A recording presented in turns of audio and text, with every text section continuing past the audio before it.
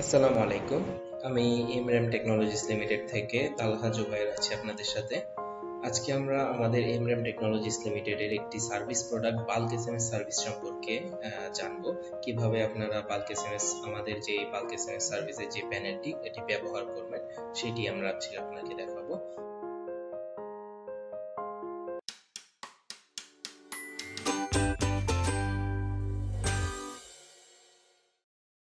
আজকে আমরা আমাদের এসএমএস প্যানেলের ডাইনামিক এসএমএস সম্পর্কে জানবো। ডাইনামিক এসএমএস হলো আপনি কিভাবে ডাইনামিক ভাবে প্রতিটা নাম্বারের জন্য আলাদা আলাদা এসএমএস যে পাঠানো হয় সেই এসএমএস ধরতে পারেন, যেমন ব্যাংকে যে ট্রানজেকশন গুলো হয় প্রতিজনের ট্রানজেকশন আলাদা, ক্রেডিট ডেবিটের সংখ্যা আলাদা, অ্যামাউন্ট আলাদা হয়, নাম আলাদা হয়, সেই আলাদা আলাদা ভাবে যে মেসেজ গুলো পাঠানো হয় সেই এসএমএস।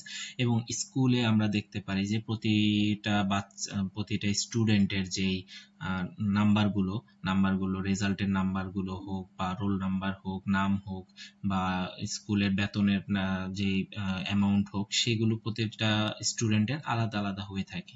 তো এই আলাদা আলাদা এসএমএস এর জন্য আমাদের ডাইনামিক এসএমএস এর যে সেকশনটা, সেই সেকশনের মাধ্যমে ডাইনামিক এসএমএস পাঠানো হয়।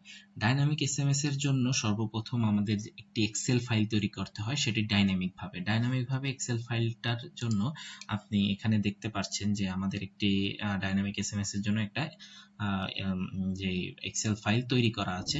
সেই এক্সেল ফাইল তৈরি করা হলো এখানে প্রতিটা ক্ষেত্রে এক্সেল ফাইলের জন্য প্রথম রো এবং প্রথম কলামটা কোনো নাম্বার হবে না, আপনি চাইলে নাম দিতে পারেন যে কোনো, যেই ক্ষেত্রে আপনি পাঠাতে চাচ্ছেন সেই ক্ষেত্রে। আমি আপাতত স্কুলের যে একটি রেজাল্ট সেকশনে পাঠানো হয় সেই রেজাল্টের আমি তৈরি করে দেখাচ্ছি। তো এখানে আপনি প্রথমে কন্টাক্ট নাম্বার দিবেন। আপনি চাইলে কন্টাক্ট নাম্বার দ্বিতীয় রো কলামে দিতে পারেন বা তৃতীয়তে দিতে পারেন, চতুর্থ দিতে পারবেন, সেটা আপনার নিজস্ব ব্যাপার। পরবর্তীতে নেম থাকবে, তারপর হলো কোন সাবজেক্টে কত নাম্বার পেয়েছে সেই নাম্বারগুলো থাকবে, ইংলিশের ক্ষেত্রে, বাংলার ক্ষেত্রে, ম্যাথের ক্ষেত্রে, সায়েন্সের ক্ষেত্রে, আইসিটির ক্ষেত্রে প্রতিটা আলাদা আলাদা ভাবে যে নাম্বারটা থাকবে সেই নাম্বারটা সে হলো পাবে। এবং এসএমএস যখন পাবে তখন আপনার ও এই নামের জন্য যেই নাম্বারগুলো তৈরি করা সেই নাম্বারে এই মেসেজটুকুই যাবে। তারপর সেকেন্ডটাতে এই নাম্বারে এই মেসেজগুলোই যাবে, এই নামে যাবে। তো এভাবে হলো আপনার ফাইলটা তৈরি করতে হবে এবং ফাইলটা কি করতে হবে, আমাদের সিএসভি কমা ডেলিমিটেড ফাইলে সেভ করতে হবে। দেখতে পাচ্ছেন আমাদের সেভ করা আছে সিএসভি কমা ডেলিমিটেড, এটাতে আমরা সেভ করে আমরা এই ফাইলটা রেখে দেব। এরপরে আমরা পরবর্তীতে প্যানেল থেকে আমরা এসএমএসটা পাঠাবো। প্যানেল থেকে এসএমএস পাঠানোর জন্য আমাদের এখানে আপনি যদি কোনো ক্যাম্পেইন রান করতে চান, যেমন রেজাল্ট লেখা আছে, আমি রেজাল্ট দিয়ে রেজাল্টটা পাঠাচ্ছি, সেন্ডার আইডি আপনি ক্লিক করবেন, ক্লিক করে এখানে সেই ফাইলটা আপলোড করবেন যে ফাইলটা আপনি সেভ করেছেন ডাইনামিক এসএমএস এর জন্য, বা ডাইনামিক ভাবে যে এসএমএসটা পাঠাবেন সেটার জন্য আপনি ফাইলটা সেভ করবেন। ফাইলটা সেভ করলে আপনি দেখতে পারবেন যে এখানে আপনি যেই প্রথমের রো কলামের মধ্যে যে নাম্বারগুলো লিখেছিলেন সেটা এখানে চলে আসছে, contact number, name, Bangla, English, mathematics, science, ICT, এইগুলো সবগুলো চলে আসছে। তো এখান থেকে আপনার এখানে দেখতে পাবেন সিলেক্ট মোবাইল নাম্বার কলাম।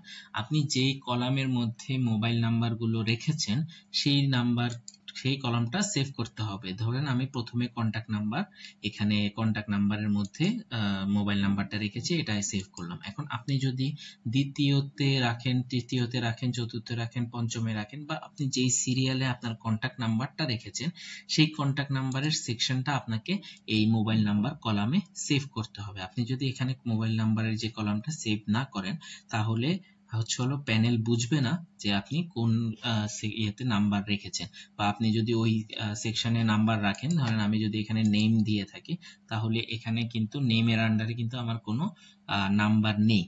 যেহেতু নাম্বার নেই সেহেতু আপনার এখান থেকে আমার এসএমএসটা যাবে না, বা এসএমএসটা আমার এখানে ডিক্লাইন করে দিবে। তাই আমাকে সঠিক যে নাম্বারে আমরা যে কলামে আমার নাম্বারগুলো রেখেছি সেই কলামটা আমাকে এখানে সেভ করতে হবে। পরবর্তীতে আপনি এখানে যখন আপনার কন্টাক্ট নাম্বারগুলো আপলোড করবেন বা কন্টাক্ট নাম্বার কোন কলামে আছে এটা সিলেক্ট করবেন, এখন আপনি হচ্ছে হলো কন্টেন্টে চলে যাবেন। কন্টেন্টের মধ্যে হচ্ছে হলো আপনি যে একটা রেজাল্ট পাঠাচ্ছেন, সেই রেজাল্টের জন্য আমরা যেভাবে রেজাল্ট পাঠাই, যে প্রথমে থাকে হচ্ছে হলো ডিয়ার, তারপর হচ্ছে হলো সেই স্টুডেন্টের নেম থাকে, তারপর হচ্ছে হলো তার রেজাল্টের প্রতিটা অংশ থাকে যে সে কোন সাবজেক্টে কত পেয়েছে, সেই রেজাল্টটা আপনি এভাবে ডাইনামিক ভাবে পাঠাতে পারবেন। যে আপনি একটা কন্টেন্টের মধ্যে পাঠান, কিন্তু আমার এই সিএসভি ফাইলের ভিতরে যতগুলো নাম্বার আছে সেই প্রতিটি নাম্বারে আপনার এসএমএসটা একইভাবে চলে যাবে। তো সেই এসএমএস কন্টেন্ট লেখার কিছু ধরন আছে, সেই ধরনটা আমি আপনাকে দেখিয়ে দিচ্ছি এখন। যেমন ধরেন আমি প্রথমে লিখলাম হচ্ছে হলো ডিইআর, ডিয়ার, তারপর হচ্ছে হলো আমি তার নামটা লিখতে চাচ্ছি। তাহলে নামটা দেওয়ার জন্য আমাকে এখানে যে হ্যাশট্যাগটা আছে, এই হ্যাশট্যাগটা আমরা ইউজ করব। হ্যাশট্যাগটা ইউজ করার জন্য আপনি এখানে হ্যাশট্যাগ যখন দিবেন, তখন এই হ্যাশট্যাগের মধ্যে যতগুলো নাম আছে আমার যে এক্সেল ফাইলে, সেই নামগুলো চলে আসবে। পরবর্তীতে আপনি লিখতেন হচ্ছে হলো ইউর রেজাল্ট ইজ, রেজাল্ট দিয়ে,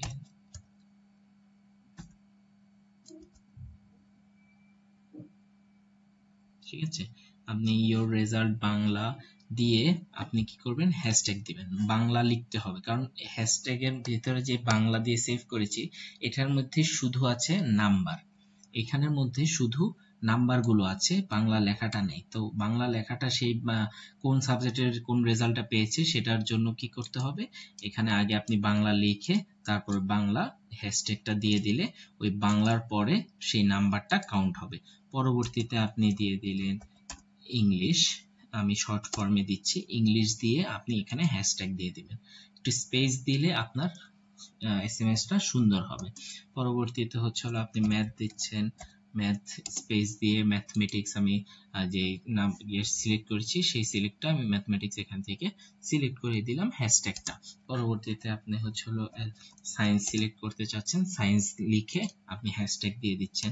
পরবর্তীতে স্পেস দিয়ে আইসিটি দিয়ে আপনি স্পেস দিয়ে আপনি আইসিটির যে হ্যাশট্যাগটা আছে ওই হ্যাশট্যাগ, এই হ্যাশট্যাগ গুলোতে আমি বারবার বলছি হ্যাশট্যাগ গুলোতে শুধু নাম্বারটাই আছে। আর আপনাকে আগে যদি আপনি আইসিটি বা হচ্ছে হলো এটা লিখে দেন, সেটা লিখে দিলে আপনার ওই আইসিটি লেখার পরে আপনার মেসেজটা ওই আইসিটির আন্ডারে চলে যাবে, ঠিক আছে। বা আইসিটি শো করবে, আগে আইসিটি শো করবে, পরবর্তীতে নাম্বার শো করবে।